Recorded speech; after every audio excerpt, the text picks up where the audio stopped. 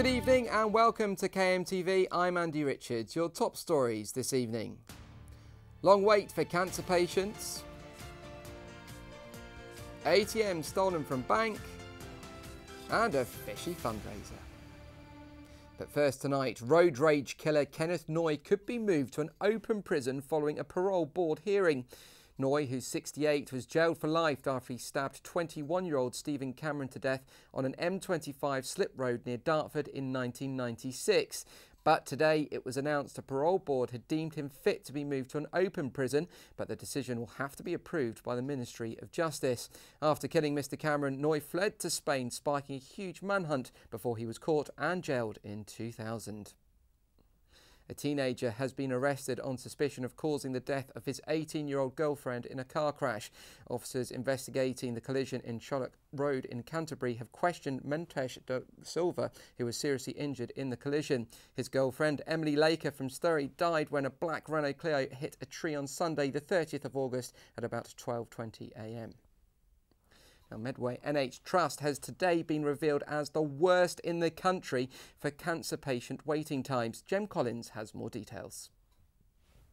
It was just last week that a CQC inspection found Midway Maritime Hospital struggling to cope with the number of patients using the emergency department. And today there was further bad news for the trust that manages the hospital, as it was revealed that Midway NHS Foundation Trust had been ranked the worst in the country for patients referred to them after they were being suspected to have cancer. Under NHS guidelines, patients referred to a trust should ideally be seen within 14 days. However, these new figures show that more than a quarter of patients here at Midway NHS Foundation Trust weren't seen within that time, and more than 100 people weren't seen within 4 weeks either. But for some people here in Midway, this news came as no surprise. The whole health issue in Kent is dreadful in every hospital you've got. There's not one doing very well at all. It's common sense. If you've got more and more people coming over here from all over, you know, where are they going to go? They've got to go, and the National Health just can't deal with it all. With it only being that one hospital, they've got so much to cover, and I don't think they can cope. They're burying their heads. They're just burying their heads. They're not dealing with the issues. Get rid of half the management and just bring back to a proper system. This is Jem Collins in Gillingham for KMTV. An explosion has blown a cash machine from a wall in Borough Green, allowing thieves to escape with the money inside. Aidan Gregory has more. Last night, thieves stole an ATM from this Barclays bank in Borough Green. Alarms were still sounding as commuters made their way to work. Police still do not know how much was actually taken from the ATM, but have said inquiries are still ongoing. The bank was cordoned off as police examined the scene and engineers surveyed the extensive damage to the bank building. It has emerged that criminals pumped gas into the ATM before triggering an explosion to retrieve the money. While the investigation is still ongoing, questions have to be asked if thefts such as this could have been prevented. Aidan Gregory for KMTV.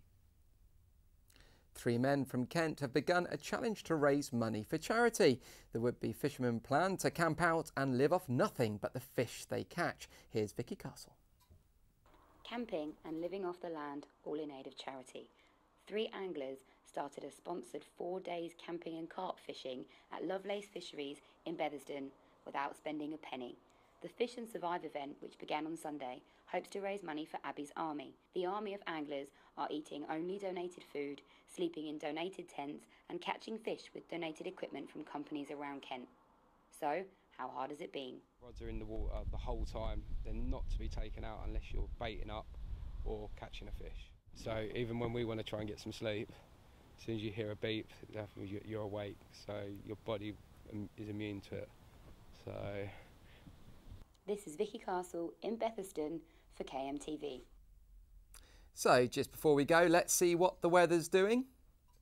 Unfortunately tonight, most of us will see some rain. That's going to continue through the night for most parts of the county. There's highs of 14. Then tomorrow it will brighten up for some parts of Kent, although there's still be some rain around. It's going to be cooler during the day though, as there's going to be temperatures of about 13 degrees. Well, that's it from us this evening. We'll be back tomorrow with more news from across the county. Don't forget, you can email us all your great video to kmtvproduction@thekmgroup.co.uk, and you can also follow us on Twitter and Facebook. Have a great evening. We'll see you soon. Goodbye.